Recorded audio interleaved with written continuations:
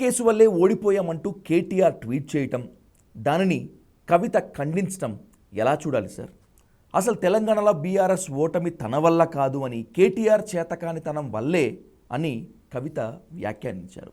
వీళ్ళిద్దరి మధ్య ఇప్పట్లో సఖ్యత కుదిరే ప్రసక్తి ఉందా? అసలు కుదురుతుందా? అసలు భవిష్యత్తులో ఏం జరుగుతుందో నాకెలా తెలుస్తుంది? రాజకీయాల్లో ఎప్పుడు సఖ్యత కుదురుతుంది, ఎప్పుడు దెబ్బతింటుంది ఎవరమో చెప్పలేము.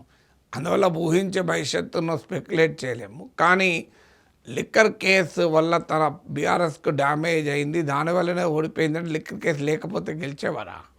సో అందువల్ల లిక్కర్ కేసు లో కేటీఆర్ కదా, జైలుకి పోయింది కవిత కదా. అంటే కవిత బీఆర్ఎస్లో అంత పెద్ద నాయకురాలను కేటీఆర్ అంగీకరించినట్లు అవుతుంది.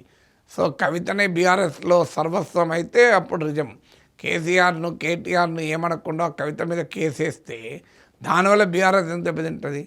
కవిత డ్యామేజ్ అయితే కవిత ఇమేజ్ డ్యామేజ్ కావాలి, బీఆర్ఎస్ మొత్తం ఇమేజ్ ఎందుకు డ్యామేజ్ అవుతుంది?